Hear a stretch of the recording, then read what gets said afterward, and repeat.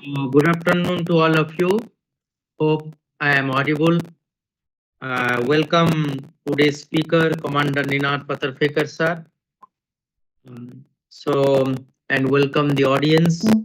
So this is the overall 56th Shiksha and Anusandhan fortnightly academic lecture and the 6th oration of this third SOAFAL series.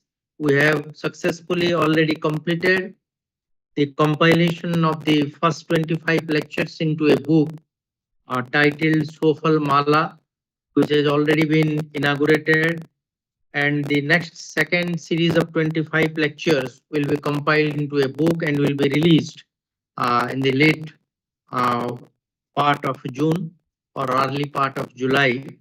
And this series, third series of lecture, is hovering around a specific topic, that is integrated maritime studies. As all of you know, Odisha shares a coastline of 450 kilometers, and India has also a very long coastline. And as sea is two-thirds of the entire world surface, so the blue economy and to hold a greater, not only occupy space in the imagination of human minds, but it will be gradually relevant to our day-to-day affairs. And keeping that in mind, and also Odisha has a very long maritime history, as all of you know. So, keeping that in mind, this whole lecture series has been coined, and I am very happy that Commander Ninad Patarfekar, veteran, is kind enough in accepting my invitation to be a speaker for the 6th oration. Welcome you, sir, on behalf of the university and the outreach cell. Now, for the audience, let me tell you briefly about Commander Saab's small bio so that you can know about him. Commander Ninad is an electrical engineer and MBA by training and a maritime history maven by passion. He has garnered over 3 decades of work experience in defense services, public sector, corporate, entrepreneurial, and social sector ecosystems. Commander Ninad is an alum of the Naval College of Engineering, Jawaharlal Bajaj Institute of Management Studies, Mumbai, and Indian Academy of Training and Development. Lead auditor of the ISO 9001 2002 MS and has completed the curriculum for life from the Landmark Worldwide Foundation. Commander Ninad is also an NLP master practitioner and a qualified facilitator. Commander Ninad is the co-founder and principal Maven at Transfer Maven's Training and Consulting LLP. Commander Ninad has a pivotal role in researching, curating, and establishing Dharohar, the Heritage Museum at Mazgaon Docks Shipbuilders Limited, Mumbai. He is also on the managing committee of the Maritime Mumbai Museum Society, which is in the process of establishing a maritime museum in Mumbai. For the information of today's speaker, when I sent the link and the poster to our earlier 5 speakers, then I came to learn that the last speaker, Mr. Professor Dr. Sheila Tripathi, actually he told me about the Wadia shipbuilders and he is very interested in this lecture. Probably the Lothal and the Dholovira sites, which has been excavated by the men. He has come to Gandhinagar IIT and he has to attend that lecture at 4 p.m.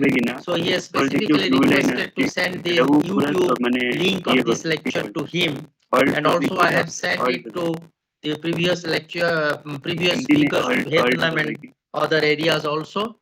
And gradually, so the audience consists of students, faculties, international students, earlier speakers, and even ambassadors also, because Grace Akelo, the former Ugandan ambassador to India, She is also a very good interested audience.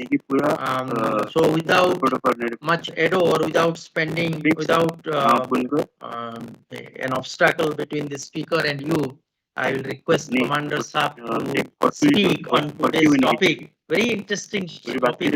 Actually, I will also listen to him with rapt attention. Shipbuilding and ship repair at the Bombay dockyard. I have sent this to Swarup Bhattacharya also, the Bengal. He is also creating, doing a lot of work in this area. So shipbuilding and ship repair at the Bombay dockyard in the 18th and 19th centuries and the Wadia shipbuilders.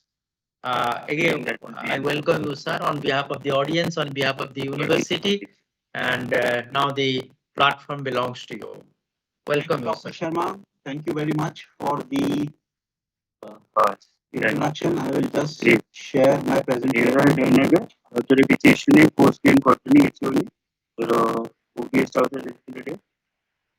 Can you all see the first slide? Yes, yes, sir. Yes, please. Thank you very much.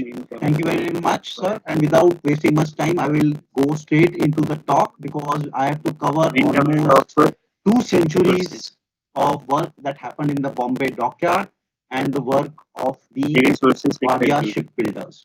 Now, to begin with, Mumbai gained prominence as a cotton trading and commercial center in the mid 19th century.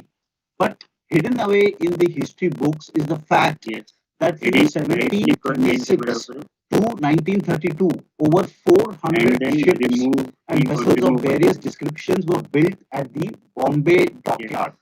Added to that, some 220 odd ships and vessels were built by the Masgon Dock Shipbuilders, which is India's biggest public sector shipbuilder from 1932 onwards, making it a total of over 600 ships and vessels, which is a singular achievement for any city or any shipyard. So I will be covering only the 18th and 19th centuries. Shows these 7 islands of what was then called Bombay, as they were appear in 1660. The present day city of Mumbai, only of Mahil, which is shown in brown. The city has of course expanded very much beyond these 7 islands. But the earliest reference to shipbuilding at Bombay under the Portuguese happened in 1626. The joint Dutch and English fleet attacked the port and found 2 ships under construction, which they promptly set afire and destroyed them. This map shows these islands and where the shipbuilding activity would have been taking place in that blue area, roughly the eastern seaboard of the city of Mumbai from Gateway of India to Wadala. Now, what attracted the Europeans, mainly the Portuguese and the English, to Bombay was the Bay area, this blue colored portion, which was a safe and natural harbor for anchoring of ships. It had protection from 3 sides. The shores were adaptable for landing of vessels on land and repairs and careening, and timber and raw materials were cheaply and abundantly available. More importantly, this small bay was from the hinterland, that is the mainland India, and it was difficult to come overland to this small island of Bombay. Now we all know that these islands were under Portuguese occupation from the early part of the 16th century and went over to the English along with the marriage treaty of Catherine of Braganza when she married King Charles the 1661. And these islands went to the English in 1668, who then further gave it to the East India Company, which at that time was based in Surat. The East India Company built a small fortified town and a trading post and started operations from there. The shipbuilding activity in Bombay was mainly concentrated around the bay and at Mazagon. This old map of 1750 shows the fort and the bay and the present day Google satellite image, which is the present day naval dockyard under the Indian Navy. This is roughly where all shipbuilding activity would have taken place in the 18th and 19th centuries. Our story goes back to 1736 when they wanted to build a small ship in Bombay, and the Bombay factors of the East India Company wrote to the Surat factors asking for a good carpenter. And thus, in March 1736, this carpenter, Lauji Nasarwanji, who was a foreman in the shipyard at Surat, came with 12 other carpenters to Bombay. The head shipwright at that time was one Englishman by the name of Mr. Robert Baldry, and Lauji reported to him. In 1740, Mr. Baldry suddenly died, leaving a ship that he was building of the name Restoration incomplete, and then Lauji, as he was known, completed the ship. It will be interesting to note that Lauji was a Parsi, followed the Zoroastrian faith, and Parsis at that time did not use surname. So his full name was Lauji Nasarwanji, or Lauji, the son of Nasarwanji. Much later, they adopted the name of Wadia, who were Wadia is a person engaged in carpentry and shipbuilding. So much later, they adopted the name of Wadia. Shipbuilding activity in Bombay was mainly carried out at the Bombay dockyard. Now, what is the Bombay dockyard? It still exists. It was established in 1735. And what is today the naval dockyard under the Indian Navy and Masgon Dock shipbuilders in Masgon together constituted the Bombay dockyard. Lauji's reputation as a shipbuilder traveled far and wide, and Bombay dockyard was flooded with orders. From 1736 to 1764, Lauji is referred to as a master carpenter. In 1764, for the first time, he was referred to as a master builder. Now let us look at some of the shipbuilding infrastructure that existed in the Bombay dockyard. We have the upper old dock, which was built in July 1750, as you can see. And then came the middle old Bombay dock and the lower old Bombay dock in 1765. And these docks are still in use in the naval dockyard for today's ships, as you can see. The Bombay dock is the oldest continuously used dry dock in Asia. Another dry dock was the Masgon dock, which came up in 1774. And this is, as you can see in the image, is also presently in use. It now forms parts of the Masgon Dock Shipbuilders Limited. We have an excerpt from the Bombay Courier, which was the leading newspaper of that time. It is dated 19 March 1808. Reports the launching of the HCS Thomas Grenville. HCS stands for Honorable Company Ship. It was built for the East India Company. The HCS Thomas Grenville was launched from the Masgon dockyard on 19th March 1808. Another dock, as the shipbuilding activity in Bombay dockyard grew, it was felt that another dry dock was necessary, and we have the Duncan dock, which was completed in 1807. Again, this dock is also under the Indian Navy and in the naval dockyard at Mumbai, and it is also currently in use. A Mughal dock was another dock present in the south of Masgon dock. It was not a part of the Bombay dockyard, but belonged to a merchant named Muhammad Rahim Shirazi. It was generally used to repair trading ships from the Persian Gulf, Red Sea, and Zanzibar, which used to dock in Bombay for repairs. This dock was acquired by the P&O, Peninsula and Oriental Steam Navigation Company, in 1854. The Ritchie dock, which was built in 1865, is now a part of the Masgon dock. Again, it was a part of the P&O yard in 1865. And lastly, we also had a hydraulic lift of Hog Island near the island of Nava.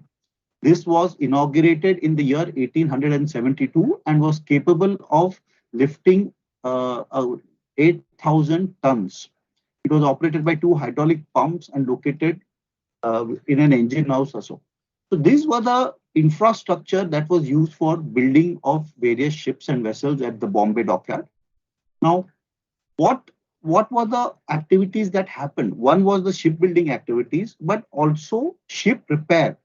This was the major dockyard in the East Indies for the East India Company, and most of the ships that used to ply in the East Indies would come to the Bombay dockyard for repairs. And one particular type of repair that they used to particularly come for was the process of tsunami. Now, what is tsunami? Ships in these warm tropical waters were afflicted by a naval strip worm, which used to bore holes in the wooden hulls, used to make holes in the wooden hulls, and therefore the ships had to be dry docked. And this process of chunam is lime, which was mixed with ginelli oil and a type of a resin. Together, this mixture was put on the hulls of the ships, and once it dried, it was to be as hard as stone and prevented the worm from making holes in these hulls. So that is one of the repair activities that happen in today's parlance. This would be the equivalent of underwater hull coating. And of course, now there are modern paints which do this job. But 2 centuries ago, this was what used to take place. Now, who were the clients of the Bombay dockyard? We see here, we had the Bombay Marine, which was the precursor of the Indian Navy. You had the Madras Presidency, the Calcutta Presidency of the East India Company, the Bengal Pilot Service, private merchants like Sir Jamshedji Jijiboy, the Viceroy of Goa. Now, although Goa was under the Portuguese rule and control, they also got a few ships built at the Bombay dockyard. The Imam of Muscat, who was a friendly foreign power to the British, also got his ships built here, and the British Admiralty or the Royal Navy. So from the year 1736 to 1799, that is the 18th century, 112 ships, and in the 19th century, that is 1800 to 1899, 262 ships. That is a total of 374 ships were built at the Bombay dockyard. So Make in India was very much in practice in Bombay since the year 1736. Now let's have a look at some of the ships that were built at the Bombay dockyard.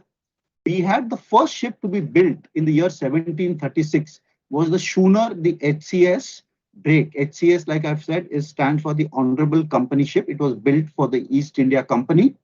And schooners were characterized by the use of fore and aft sails on 2 or more masts. Schooners were extremely popular ships because of their speed and windward ability and were built for the Bengal Pilot Service. Another ship that was built in 1736 at the Bombay dockyard was the HCS Success. It was a grab. It carried 14 guns and displaced about 140 tons. So it was a very medium type of ship that time built. Some more ships. I will just go over through the types of ships that were built so that you get a image on to a name.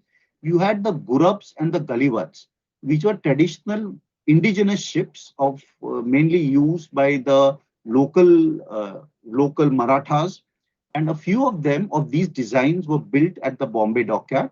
A Gurab or a Grab, we had the HCS Success, essentially is a two-masted fast sailing boat displacing about 100 tons and carrying 14 pieces of cannon. And a Galivat or a Galbat, in essence, were large rowboats displacing about 70 tons and usually had one mast with a triangular sail. A Galbat would carry 6 or 8 pieces of cannon ranging from 4 to about 2 to 4 pounds. Frigates. A frigate was a multi-purpose ship and the predecessor of the modern warship. These ships carried square riggings on 3 masts and deployed for patrolling and escorting of merchant ships. Frigates typically carried their armament, usually 24 to 48 guns on a single deck. The first frigate to be built at the Bombay dockyard in 1793 was the HCS Bombay, displacing 639 tons. In total, 31 frigates and battleships were built at the Bombay dockyard in the 18th and 19th centuries.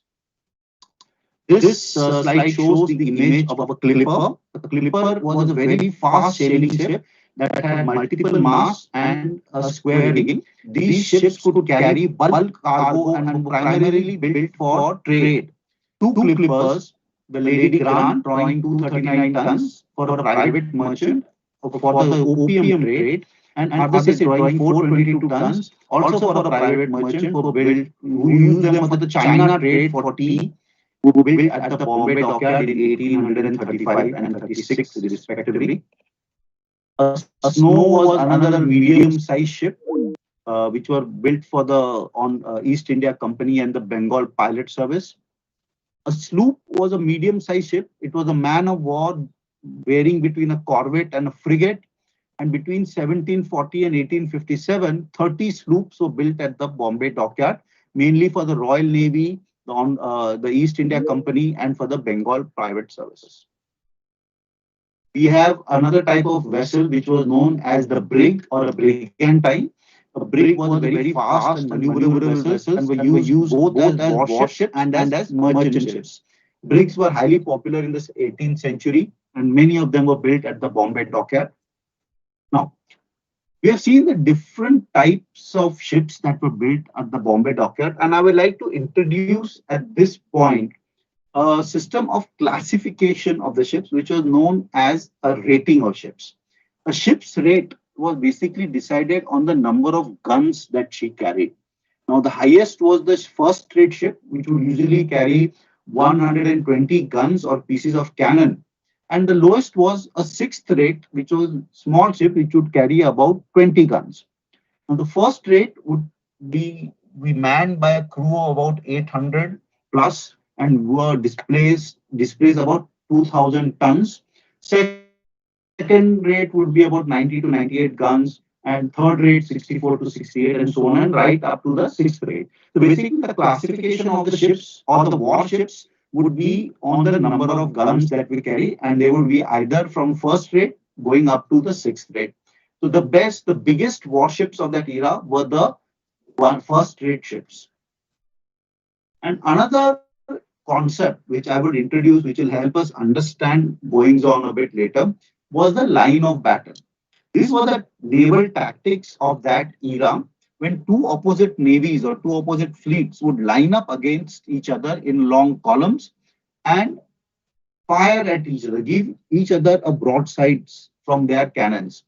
Since this engagement would be won invariably by the heaviest ships carrying the most powerful guns, it was natural to build sailing vessels that were the largest and most powerful at that time. Now, these ships which participated in the line of battle were known as ships of the line. And the first ships of the line to be built of teak and outside of the United Kingdom to the order of the Admiralty was HMS Minden, to be built at the Bombay dockyard in 1810. See, the ships of the line were built only in British shipyards and only to be built with English oak. But we'll come to that a bit in the next slide.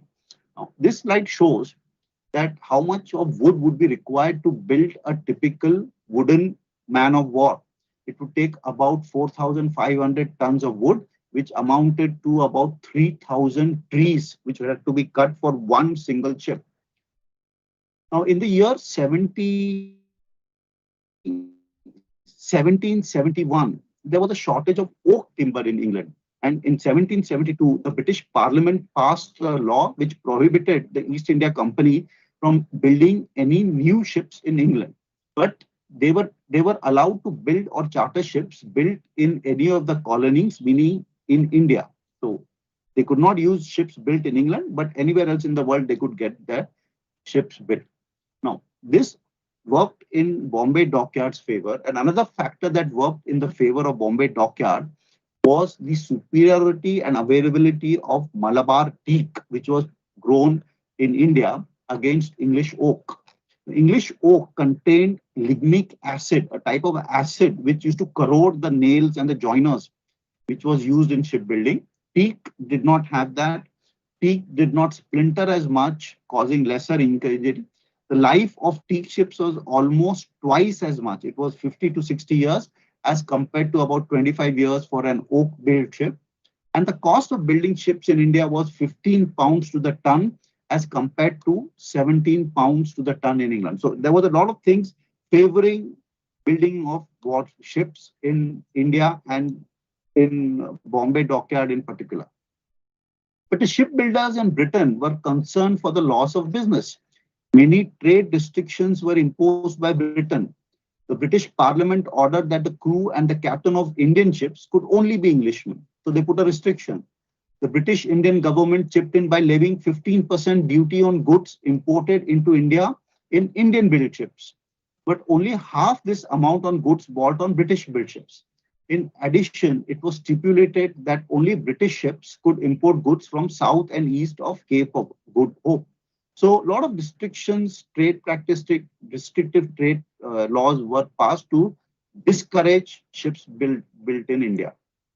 But nevertheless, the shipbuilding activity continued at the Bombay dockyard. And in the year 1800, there was an important turning point.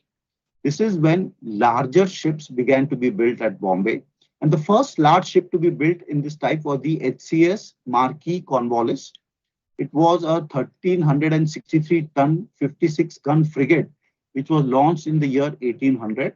And on her arrival in England, she sailed from Bombay to England.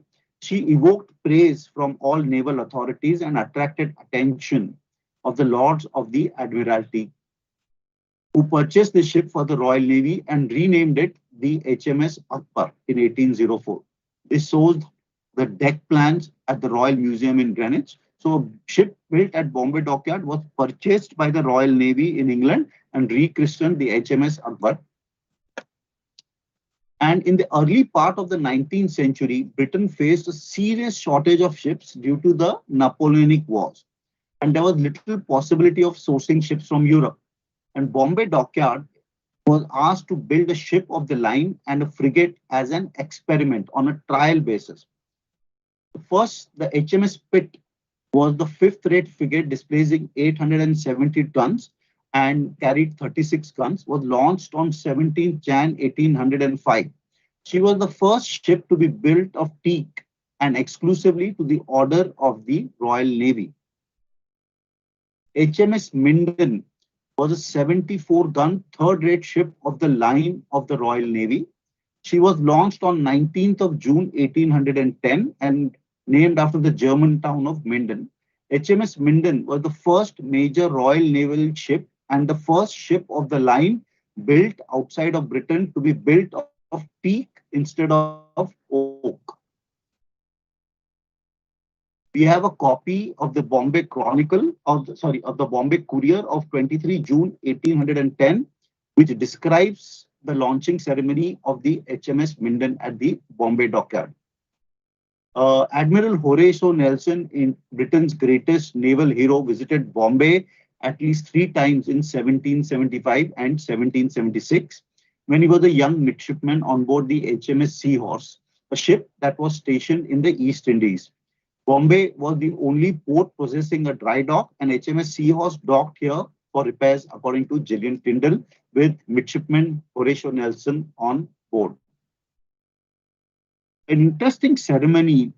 The Bombay Dockyard was a very cosmopolitan workplace. It did not matter which religion or which community you were from, everybody was welcome. And this was reflected in the silver nail ceremony. Now remember, the shipbuilders, the head shipbuilders were Parsis of the Zoroastrian faith.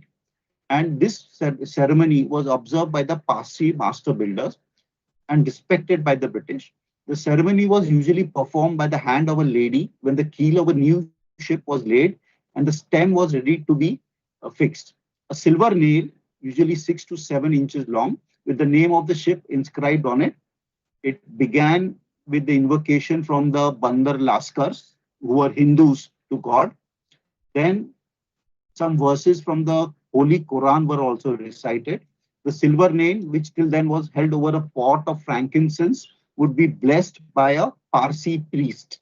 It would be then driven into the hole in the stem of the ship and followed by another invocation by the Laskars. And shipbuilders would be honored by presentation of shawls and nets, and rose water will be sprinkled on all present, and sweets would be distributed. So silver nail ceremony was a multi-religious cosmopolitan ceremony which used to be followed at the Bombay Dockyard when any new ship was launched. The history of shipbuilding in India cannot be complete without recording the contribution contribution of the first family of shipbuilding in India, the Wadias. We've seen how now Lauji Nasarwanji came in 1736, and from 1736 to 1884, 6 generations of Wadias were worked at the Bombay dockyard. Here, this image shows some of the Wadias cairns. Now, we'll talk about Jamshedji Bomanji, who was Lauji's grandson and the most famous master builder who constructed more than 80 ships. Among them were HMS Cornwallis, the HMS Minden, and the HMS Trincomalee. In those days, black fellow was a term for Indians used by the British to refer to Indians. Jamshedji Bomanji, taking exception to this, carved on the ship the Marquis Cornwallis. This ship was built by a damned black fellow in the year 1800. One day in night, he sneaked up in the dry dock and carved this on the hull, on the keel of the ship. Many years later, when the ship returned to Bombay as HMS Akbar, by which time Jamshedji Bomanji was the master builder and very senior, he pointed it out to the others there that I have done this. In the fashion of European aristocratic families, the Wadias had their own family crests. Right? You can see the family crest and lived in a palatial house known as the Lauji Castle. The Wadias also built an Atash Behram. Atash Behram is a Parsi fire temple that houses the highest grade of fire. In total, there are only 4 Atash Behrams in Mumbai and only 9 in the world. One of them is, this one is known as the Wadia Atash Behram, which is located at Marine Lines. There were, of course, many honors and awards presented to the 6th generation of Wadias. Here we have a silver rule, which was presented to Lauji Nasarwanji, the first master builder. And of course, many of his descendants also were honored by the British. In 1849, the villages of Juhu and Vile Parle were presented to Nauroji Jamshedji and his 2 brothers. So land grants in villages on 3 different occasions were presented to the Wadias. That is why Wadia is also one of the largest landowners in Mumbai. And the saga finally ended after 150 years when the last master builder, Khan Bahadur Jamshedji Dunji Boy, he was the 7th master builder. And this era of generation of Wadia shipbuilders gradually petered out due to a development advance in technology. And we'll just see what happened, what caused the decline of wooden shipbuilding in Bombay dockyard. In the year 13 up to the year 1830, the primary route from England to India involved almost 4 to 6 months sailing voyage around the Cape of Good Hope of Africa, which made it equidistant to Bombay and Calcutta. Remember, at that time, the capital of India was in Calcutta. That journey was maybe 6 months long, depending upon the shape, the tide condition, the winds that you get. And now, the first steamer to be built in Bombay was in 1829 with the HCS Hugh Lindsay. She sailed from Bombay to Suez and completed the voyage in 21 days. On a return trip, the voyage took only 19 days. Now, this established the feasibility of running steamers between Bombay and Suez. Monsoon winds made it easier. Right, yeah. So here we see the ship from Bombay would sail to Suez, and then they pioneered what was known as the overland route. We would go to Suez, cross overland a 84-mile journey across the desert on camelback and tiny paddle steamers, and you reach Alexandria on the Mediterranean Sea, and then get into another ship which will take you past up to England in the Mediterranean Sea. Right? This was known as the overland route, and what actually it did was reduce the time from 6 months to only 2 months. Okay? This shows early steamships were a combination of sail and steam. They employed paddles, which are not very efficient. and so they were not very profitable and depended on government supplies. The commercial viability of steam came only when engines were greatly improved and ships were made of iron and then of steel. Okay. So in 1822, there was a company which was known as the Peninsular Steam Navigation Company, the parent company of the P&O line, the Peninsula and Oriental Steam Navigation Company. Right? This or P&O Steam Navigation Company pioneered the overland route, which reduced the time of passage from England to India and vice versa from 6 months to only 2 months. In 1840, they won the contract to take a packet service, that was the mail service from Suez to England. And between 1840 and 1872, all communication between Britain, India, China, and Japan and Australia was in the hands of the P&O. The crest of the P&O you can see shows an elephant, that is India, a dragon, that is China, a kangaroo, which is Australia, and a lion, which is Britain. So this company then pioneered the overland and steam route. In 1840, the Peninsula and Oriental Steam Company won the Bombay contract, and 3 years later began a service from Calcutta as well.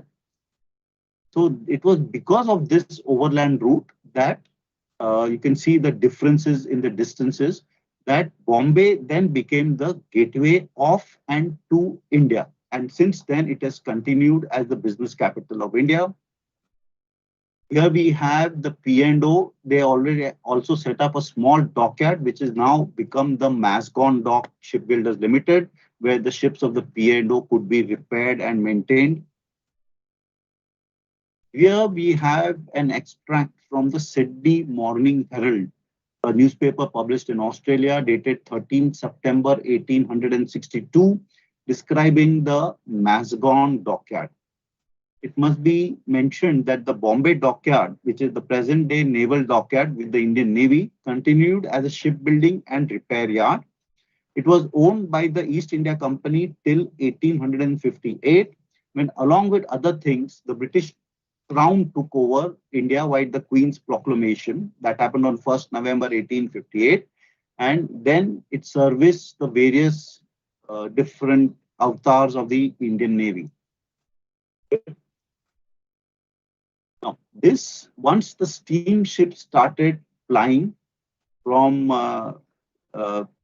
with improvements in the steam engines, this effectively brought the end of peak wood shipbuilding at Bombay, which spanned from the year 1736 to 1884. So roughly 150 years of shipbuilding in Bombay came to end, but they built some really good ships. But then technology changed, steam came in, and the hulls started to be made of iron and steel, which brought an end to the wooden era, and thus the decline of the Wadia shipbuilders, who then diversified into other businesses. So I briefly covered roughly 2 centuries, right, since the Bombay Dockyard was started, how Lauji came, and how for the next 150 years, shipbuilding with wooden hulls was a prominent industrial activity in Mumbai, and it is even now. Shipbuilding and ship repair remains the oldest continuously operating industry in the city of Mumbai, with Mascon Dock shipbuilders building some of the latest warships for the Indian Navy. With this, I finished my talk. I would like to acknowledge the references which I've used to talk: Dharohar Mascon Dock Shipbuilders Heritage Gallery, Royal Maritime Museum Greenwich, the British Library, HMS Trincomalee, the historic dockyard at Chatham, and some books which I have referred to. And whatever I have said is displayed in Dharohar, which is a museum which I helped curate for Mascon Dock Shipbuilders, which traces the history of shipbuilding from the era of sail right up to present day modern ships for the Indian Navy. And if you do get a chance, I would urge you all to visit Dharohar. It was inaugurated by the Honorable Raksha Mantri in 2019. Thank you very much.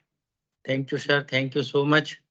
Uh, now I think we'll take few questions because we have got some time. Yes, sir. Just let me begin with a curiosity.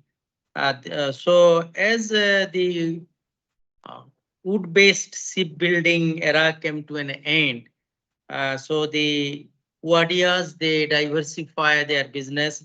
So I have just a curiosity. So the Nusli Wadia must Yes, be must be along that line.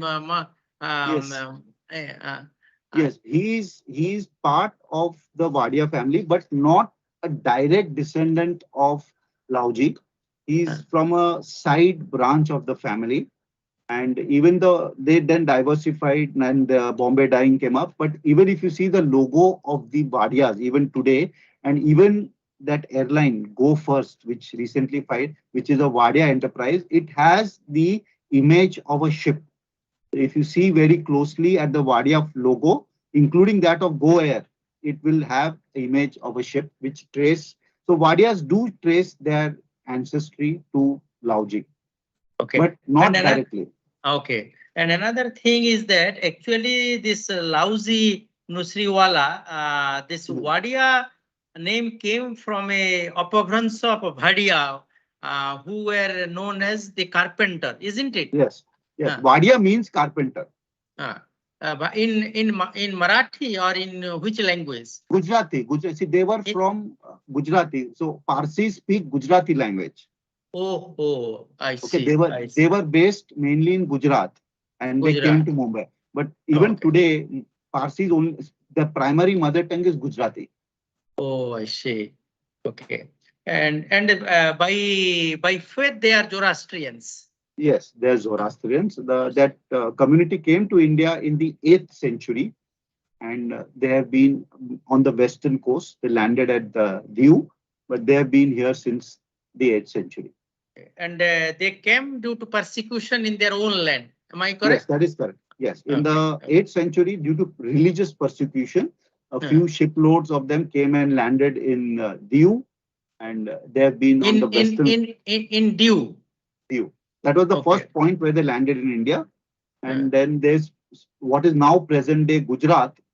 That hmm. is where they settled, and then Oh, when they gradually shifted to Mumbai or Bombay. okay. So now another thing is this in the entire 150 years that you described in the shipbuilding, whether it is of oak or of a teak, the planks were joined by rope or by nails. No, they were used by nails because see, indigenous shipbuilders, which used to have, say, even in the East Coast and in towards Cochin, they used to stitch the hulls. But those ships were not very, you could not go out to the deep seas because the pressures acting on the hulls are immense. And in India, oak was not used. Oak does not grow in India, it grows only in Britain. But Malabar teak was the wood that they used. It was, uh, their joiners were metallic nails and rivets. Okay, okay, okay. And how they are protecting from the roasting from the sea water? These So, nails. The so then you had to periodically dry dock the ship. We saw an image where ship was in a dry dock. So you had to bring it out and you had to do the maintenance periodically. 2 to 3 years, you have to do underwater maintenance of the hulls. Another question, sir, with them. So you tell about that two hydraulic lifts, which is the Mm, capacity in the Hog Island, mm, which mm. is the capacity of overhauling 1,000 tons of ships and all these 8,000. things. 10,000 and 8,000 tons. 8,000 tons. So my point is that just out of curiosity, actually, I am asking this question. We have got such a strong maritime history and everything. So how come we failed vis-a-vis these Portuguese or the English and the others? So the shipbuilding technology, which the Europeans utilized, they were they were capable of building bigger ships which could cross the oceans, Mm. and also the technology for the cannons. Of course, guns and cannons were available in India right since the 16th century, but the shipbuilding technology of making bigger ships which could sail across the oceans, the Indians learned after some time. Primarily, it was concentrated in Europe. Okay. Okay. Anybody from the audience?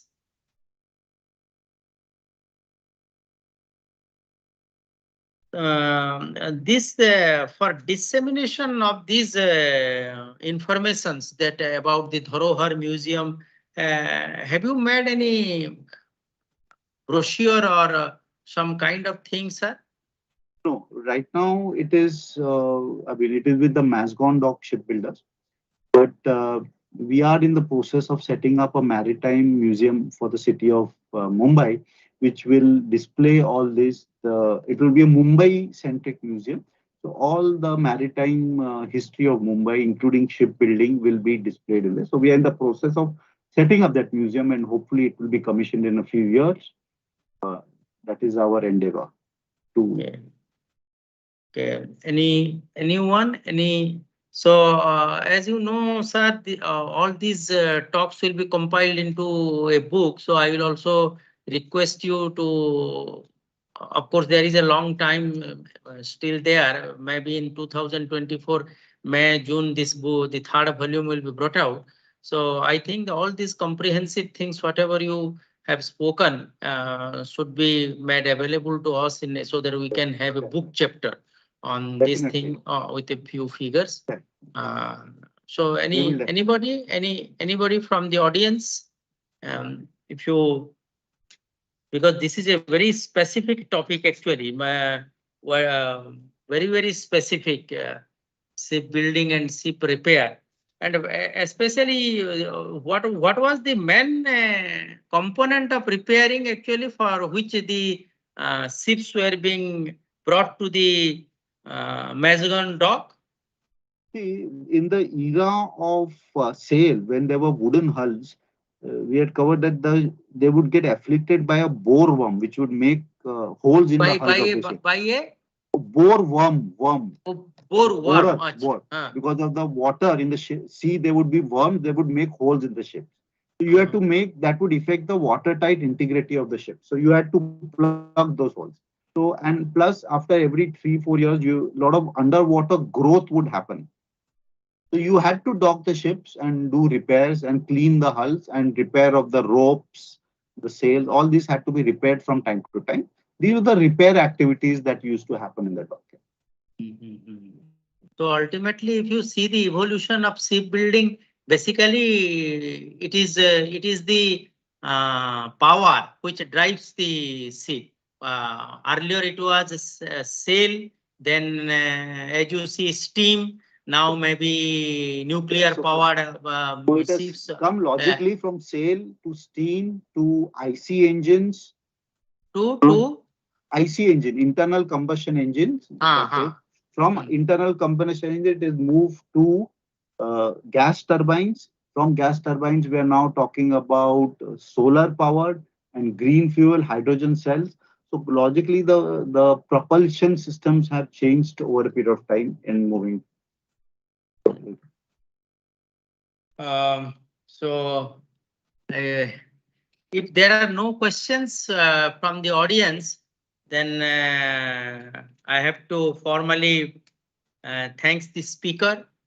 So it was a very wonderful talk, really. Actually, I was noting down a lot of points and how the about the different docks that you have spoken: Donkin dock, Mughal dock, Ricci dock, then the hydraulic lifts in the Hawk Island, types of rating of ships, and so this is a really very interesting kind of thing. And this Dharohar is open to everyone. If somebody goes to Bombay, then one can see this Dharohar. You will have to request, but Mascon Dock does allow visitors. I mean, you have to. It's inside the premises. Dharohar is there in the Mazagon dock.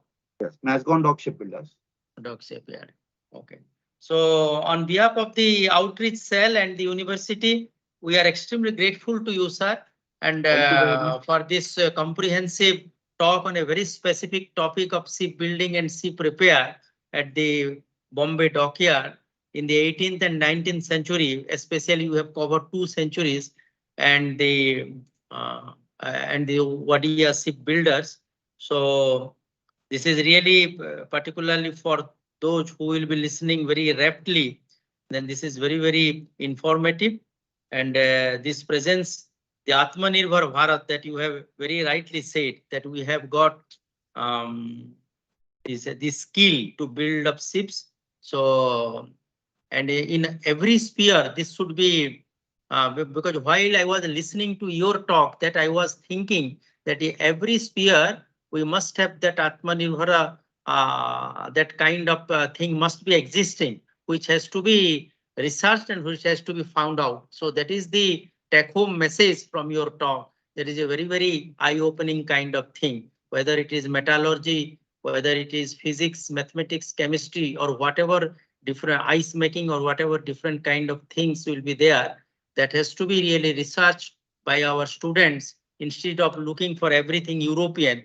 Then we have got a, and very rightly this Dharohar has been aptly named. So I am extremely thankful to you for this kind of talk that you have chosen. I am extremely thankful to you, sir. Thank you, sir. Thank you very much. Thank It was a thank you. privilege and honor to be talking with you and for this August audience. Thank you very much. Thank you. Thank you, sir. Thank you. Thank you. Now the meeting is over.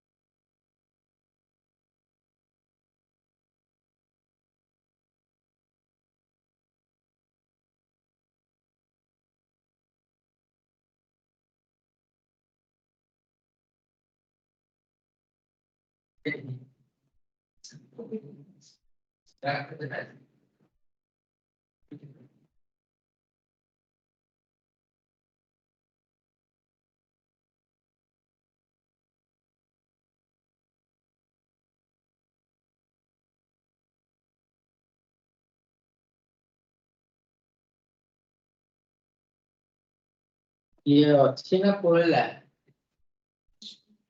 ନାଇଁ sir ନାଇଁ ବିଶାନ୍ତ ଥିବ seat ର କଣ କୁକୁର ମରିଗଲା ପଶିଥିଲା ସେଇଟା ଯାଇକି ଗୋଟେ ଖରାପ ଲାଗୁଥିବ ଆଉ ଇଏ ନାଇଁ ସେ ଶାଶ୍ୱତୀ ନାଇଁ ତମେ ବସ ନାଇଁ ଶିବ ସାଙ୍ଗେ ଆସିଲା କିନ୍ତୁ ଗଲା ତ ସି ବେଟା ନା କହିଥିଲା କି ଓହୋ ସିଏ ଅଛି ଆଚ୍ଛା